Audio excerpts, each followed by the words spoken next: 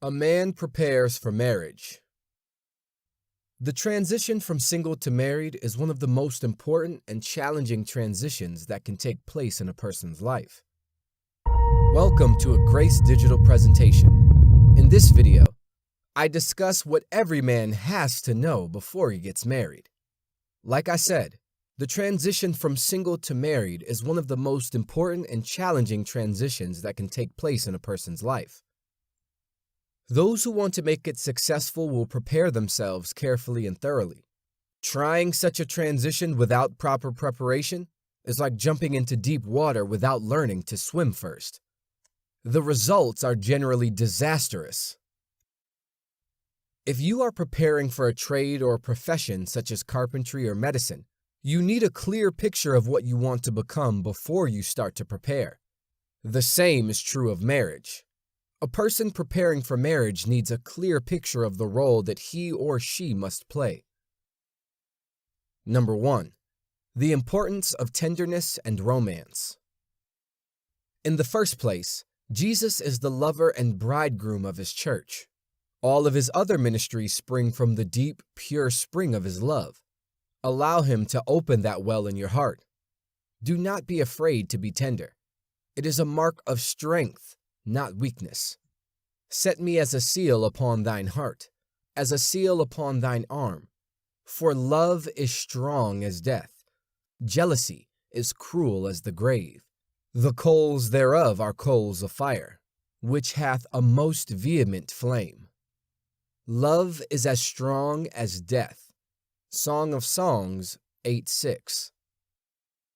1 Corinthians 13:7-8. Love beareth all things, believeth all things, hopeth all things, endureth all things.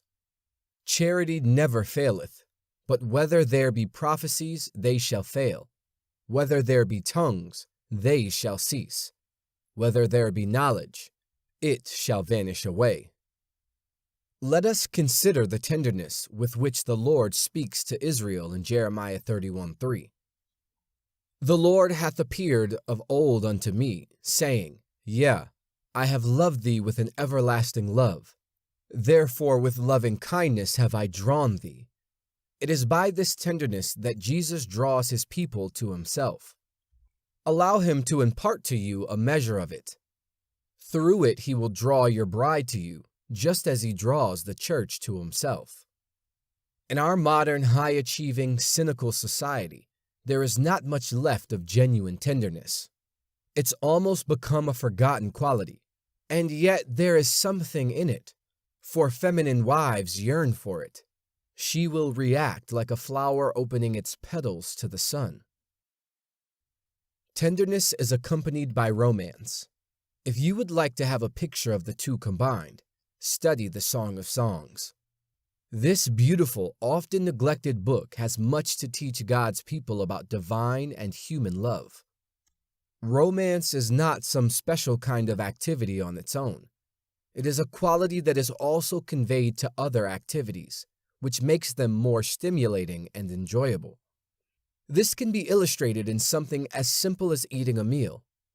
Romance is not an extra course tacked on to the end of the meal.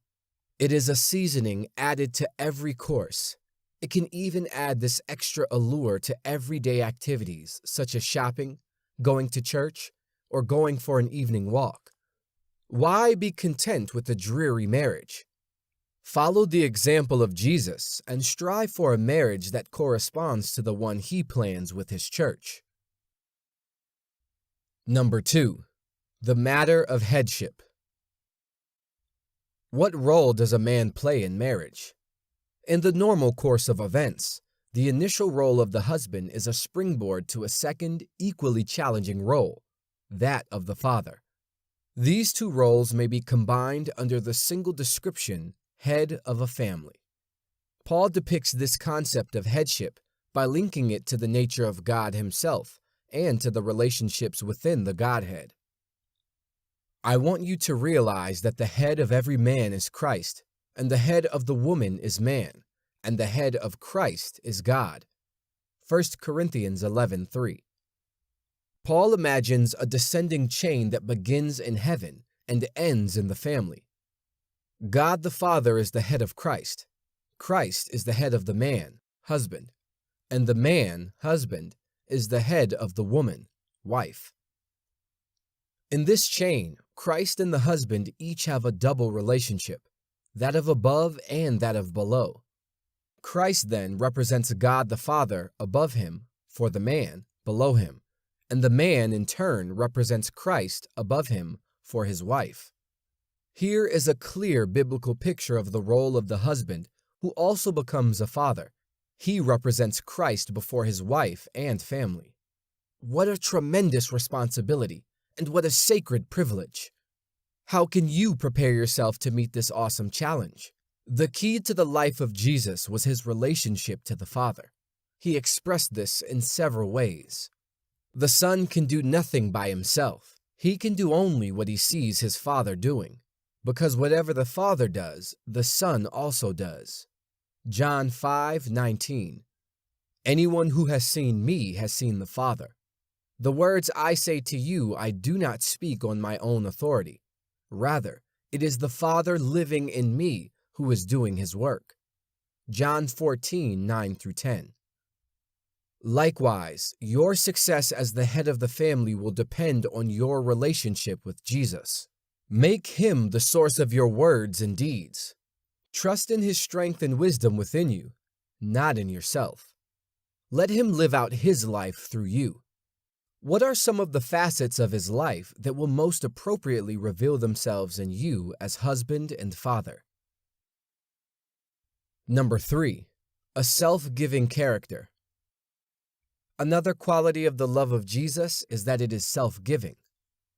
Husbands, love your wives just as Christ loved the church and gave himself up for her. Ephesians 5:25. A successful marriage must follow that pattern. It consists of two lives laid down for each other. First, the husband, like Jesus, lays down his life for the wife. Then the wife, in her turn, like the church, lays down her life for the husband. Thereafter, each finds fulfillment in the life of the other. The key to this kind of relationship is the understanding that scriptural marriage is based on a covenant. Self-giving is not natural, however, to fallen human nature. It has to be cultivated. First, a decision needs to be taken. Then it has to be worked out in daily life until it becomes part of your character. Do not wait until the marriage begins to give of yourself. This can cause you and your wife a lot of unnecessary suffering. Your marriage will benefit greatly if you learn to give of yourself now in the relationships you have with those around you. If you still live at home, give of yourself there in small acts of service. Take out the garbage even when it is not your turn. Help with the dishes so that your sister can go out with her friend. Babysit your younger brother so your parents can spend an evening alone. There are also many possibilities for service in the context of church life. Visit the shut-ins. Help a widow or disabled person shop in the supermarket. All these seemingly small actions will help to build up in you something of the self-giving nature of Jesus, which will one day enrich your marriage and make you an example to your own children. Number 4, teaching, a most important task. The image of Jesus as the bridegroom in Ephesians 5:25-26 shows another aspect of his ministry, that of the teacher.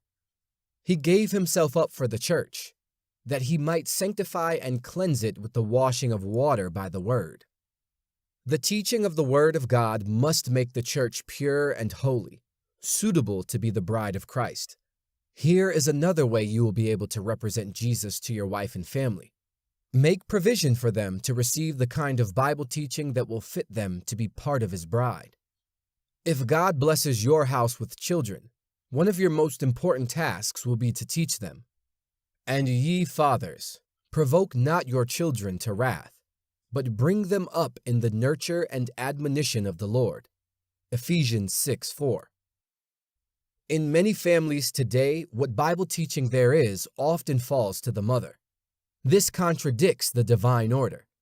Certainly, the mother has her role to play, but the main responsibility lies with the father. In a home where only the mother gives the spiritual instruction, the boys are likely to conclude that the Bible is a woman's book.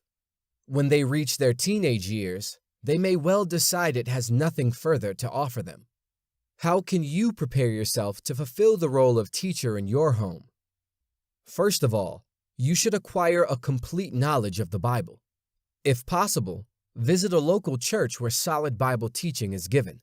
This may be supplemented in various ways: books, videos, correspondence courses, seminars, and so on. From this, go on to organized, in-depth study of the great basic doctrines of the Christian faith. You will need this solid foundation to build on. Focus on books such as Romans, Galatians, and Hebrews. Different types of material are available from the above-mentioned sources. Brace yourself for hard work. At the same time, you ask God to open a door to a situation in which you can begin to share your acquired knowledge with others. There are different possibilities: a home group, a group of students, a Sunday school class, an inner-city mission. Teaching others is the best way to find out how much you really learned yourself. All of this prepares you to fill the role of teacher in your own home. By now, you should be qualified to teach the basic truths yourself. In addition, through your own studies, you will have discovered other teaching sources, such as the ones mentioned above. Draw on these in order to build on the foundation of biblical knowledge that you have been able to lay in the lives of your family. In closing, our question of the day: what's the best thing about being your current age? Please put that in the comment section below. This is a Grace Digital production. Make sure you subscribe